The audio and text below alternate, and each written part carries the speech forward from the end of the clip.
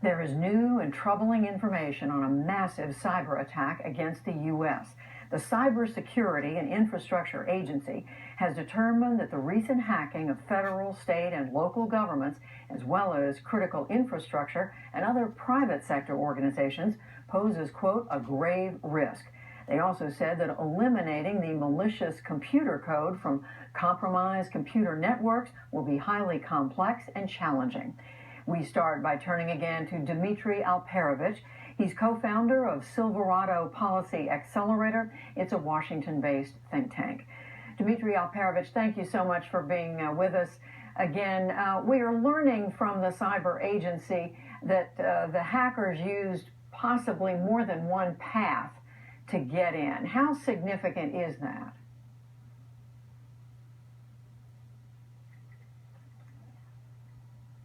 Espionage campaigns in history, and we have just breaking news tonight before you went on the air that Microsoft was one of the other vendors whose software was impacted here, and the Russians were able to leverage it to get into some of the victims, in addition to the original company called SolarWinds.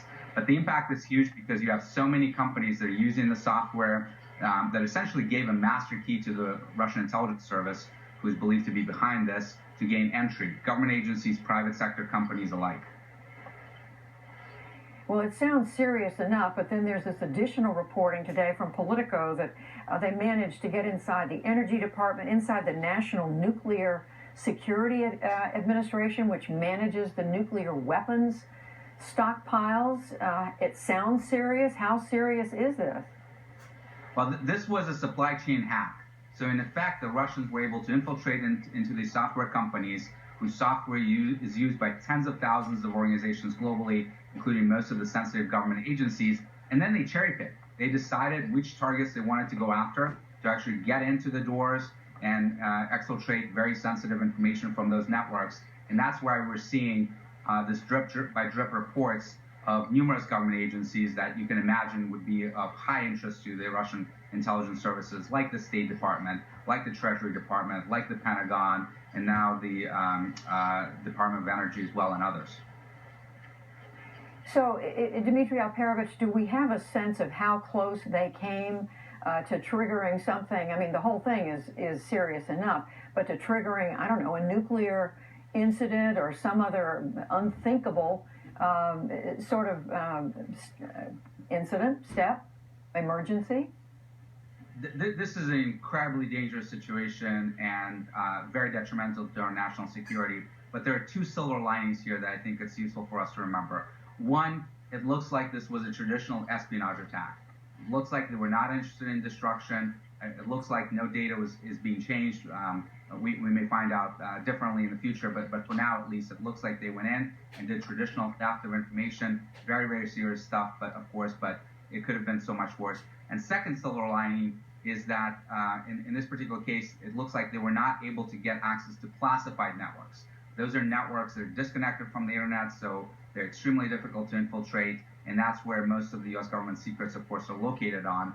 But even compromising the unclassified networks, they still contain enormous amounts of sensitive information.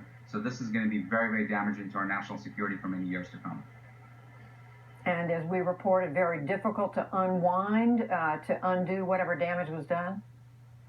It's going to take us months to kick the Russians out of those networks. In particular, if it is indeed the SVR, the Russian Foreign Intelligence Service, they're the ones that infiltrated the White House, the Joint Chiefs of Staff, and the State Department back in 2015. And it took many, many weeks for those organizations back then to kick them out because they're so good at burying themselves in, staying stealthy, maintaining that foothold within the organization, that it's going to take us probably months to get them out of all these networks that they've been able to infiltrate. Dmitry Alperovich, as always, we thank you. Thank you so much. And we continue our look at the extent of this hack. Earlier this evening, William Brangham spoke with Fiona Hill. She served as Senior Director for European and Russian Affairs on the National Security Council from 2017 to 2019. She's now a Senior Fellow at the Brookings Institution. Fiona Hill, very good to have you on the NewsHour. Thank you for being here. Start off by helping us understand, is there any doubt in your mind that the Russians are behind this? Not really, no, and I'm sure that more information will come out over the next few days and weeks that will confirm this. And why is that? Why are you so certain? Well, this has all the hallmarks of their tradecraft. It's a very sophisticated operation. Clearly, it's been obviously many months, if not longer, in the planning. Just the nature of the execution and the way that it's also been revealed, first of all by FireEye and other entities that have been following the Russians for some time, is that it has all the hallmarks of a sophisticated operation, probably carried out by the SVR, the foreign intelligence units of the Russian intelligence services. This is obviously self-evident to people like you in your field, but help us understand what the Russians gain from this attack. Well, this is actually classic espionage. It's just, of course, that it's an attack on cybersecurity systems. It's a kind of thing that back in the old days they would have executed, obviously in a different way, by having to have people infiltrate to extract information.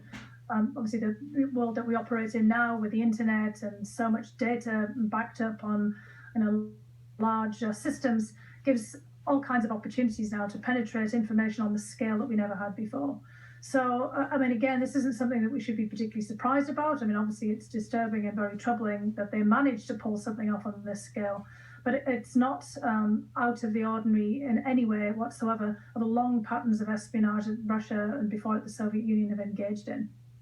Given that this is classic tradecraft, this is something that superpowers do to each other. I'm sure we are doing something similar to the Russians, or trying to.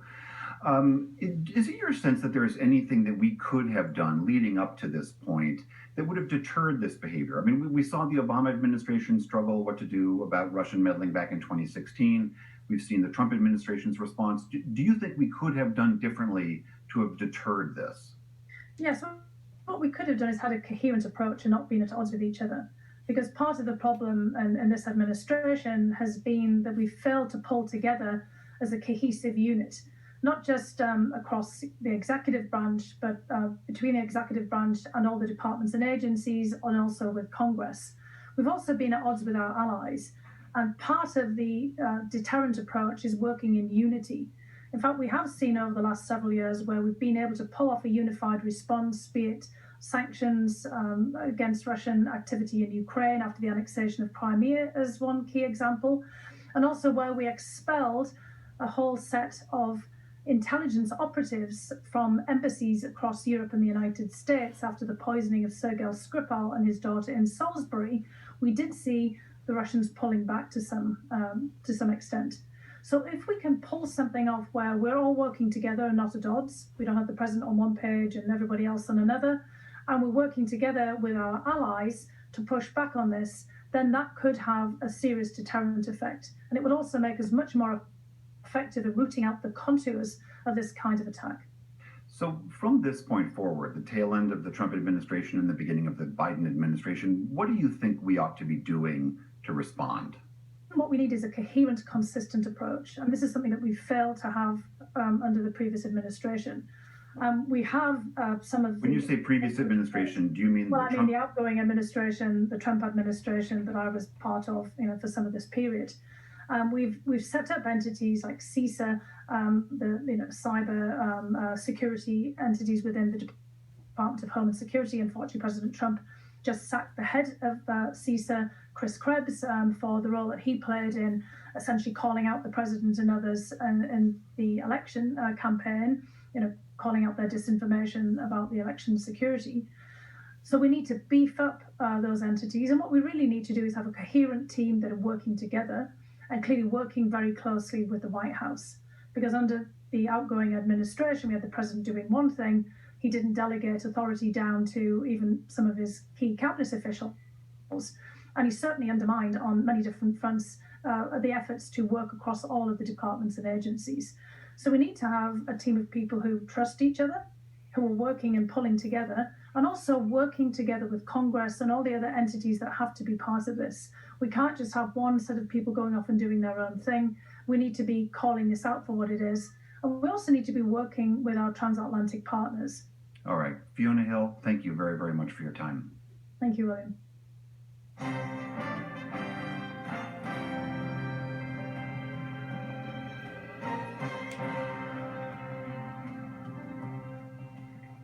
In the day's other news, a panel of